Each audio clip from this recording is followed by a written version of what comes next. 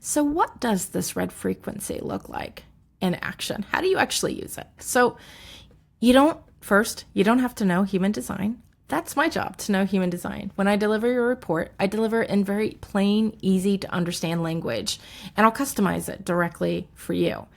But I do start off with the human design centers. There's 9 of them. And then from that, I go in, I start thinking about which centers do you have defined. So if you see, there's 3 different designs here. They all have different definition, meaning the places where it's has color, like the brown and the green and the yellow and the red, is defined, meaning it's natural energy. You have endless amounts. And you have the white spaces. That's the undefined. Your red frequency does not come from that. But I look at where you have definition, and you can see everybody is a little bit different. And I use that as a starting point. And then I synthesize it to your offer, to your ideal clients. And I'll go a little bit deeper into your human design. But again, like I said, I'm going to present it in very easy to understand language.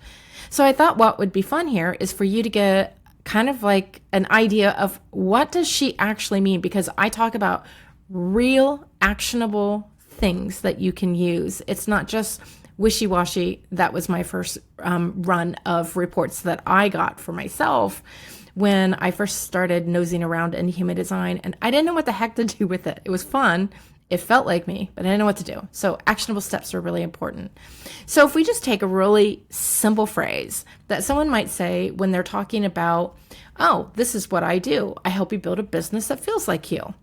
And while that might be true, it may not spark the energy the person reading it, your ideal client, needs in order to feel that, yeah, I'm going to keep reading more. I want to step in further. I want to investigate. I want to raise my hand. I want to figure out how I can work with this person. So we can add tone, and that will affect your word choices. That will give this energy that not only they're going to sense before they read the words, it's going to linger after they've read the words.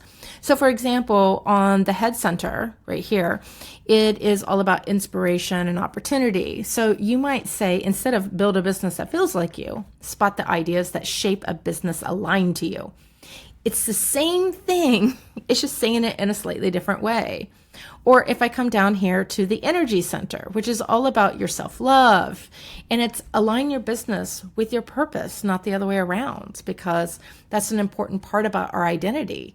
And more than likely, what you're doing is, you help people align the business to them, but this is going to speak to the person who feels like they don't know what their purpose is, or they're struggling to find clarity in what it is. They might have an idea, it's just not clear to them. So they're going to need help with that.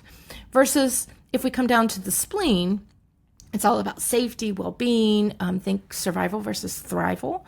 And so if you say build a business that nourishes your well-being, that's going to speak to somebody who feels like, yeah, my business is not aligned to me because I don't feel like I'm thriving. And it's going to resonate something in them. It's the kind of thing where your body perks up before your mind clues in and says, yeah, I need that.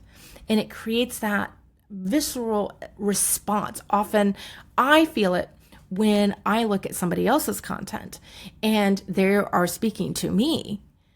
I have the subtle where my body perks up. It is a real physical thing, not a mental thing. If my mind says, ooh, what's that? That's not as valuable to me as when my body says, ooh, there's something here I'm noticing.